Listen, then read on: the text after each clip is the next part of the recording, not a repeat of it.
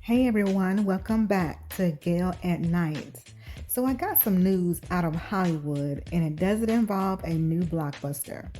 I'm talking about Netflix, fraud, luxury cars, and a trial verdict that's making headlines across the entertainment world. Carl Rinsch, the director best known for the 2013 film 47 Ronin. He was just found guilty in federal court of defrauding Netflix out of $11 million that was supposed to be toward a sci-fi series called White Horse. A Manhattan federal jury convicted Rinsch on 7 counts, including wire fraud, money laundering, and illegal monetary transactions. That means, in the eyes of the court, he didn't just mismanage the money, he intentionally misused it. Here's what prosecutors said happened.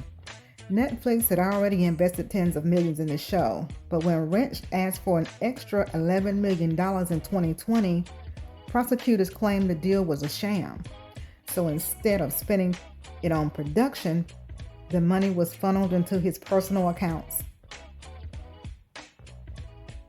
And once that money hit his accounts, according to prosecutors, it wasn't used to finish the series. It went to things like 5 Rolls Royces, a Ferrari, luxury watches, antiques and high-end furniture, risky investments in crypto and stocks. Netflix declined to comment publicly on the verdict, but they had paid Rinsch roughly $44 million already for the project before this final $11 million payment that became the centerpiece of the fraud case. Now, here's what's next. Rinsch is scheduled to be sentenced in April 2026. The charges theoretically carry a maximum of up to 9 years in prison, though legal experts expect a much shorter sentence. His defense team calls the verdict troubling, saying it could set a bad precedent for creative disputes between artists and big companies. But the jury didn't buy that argument and ultimately found him guilty on all counts. Scene out of a movie. Was all this legal? But instead, it's about a movie, or a movie maker, that is. Carl Rinsch, arrested Tuesday over charges including wire fraud and money laundering, alleging he defrauded Netflix out of $11 million.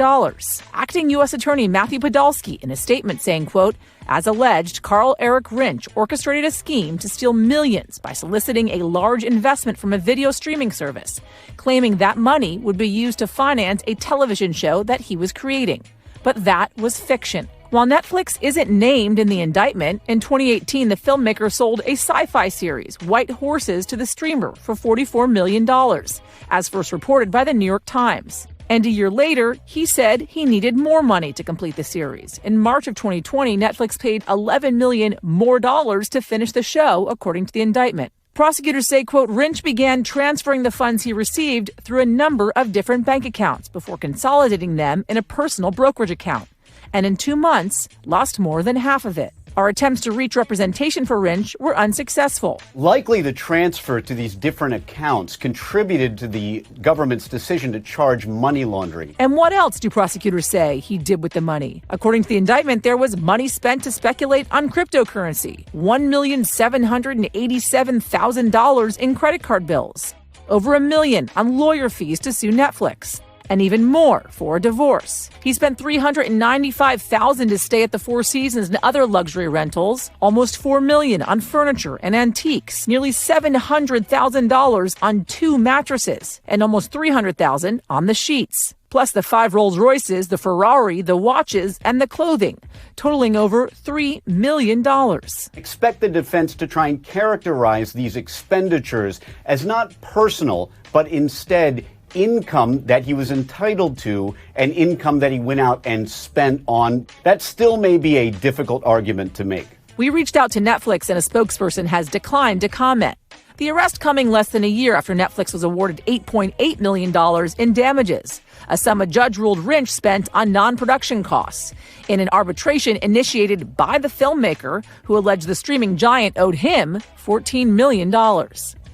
Yasmin Vasugian joins us now in studio. Yasmin, walk us through the specific charges here. And in terms of time, if this filmmaker is convicted, how long could he be behind bars? So he's looking at 7 separate counts, 1 count of wire fraud, 1 count of money laundering, 5 counts engaging in monetary transactions and property derived from specified unlawful activity. Reading directly here from the indictment, he's looking at upwards of 90 years. So the rest of his life in prison, 10 years each for those 5 counts and 20 years possibly each for those 1 count of wire fraud and money laundering. Will he get that if in fact he's found guilty?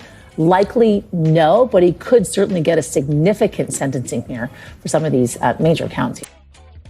So that's the story. A big Hollywood director, a failed sci-fi project, and a courtroom drama with serious legal consequences. If this changes the way Netflix or other studios handle future creators and funding, we'll keep you posted. But y'all see how Netflix seems to go up every other month on us, won't let us share our account with your mama now. So I'm gonna just mind my business.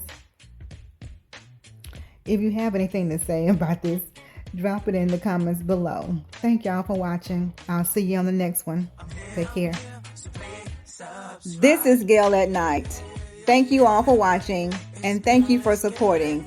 Be sure to click the like button and subscribe, hit the notification bell, and set the bell to all.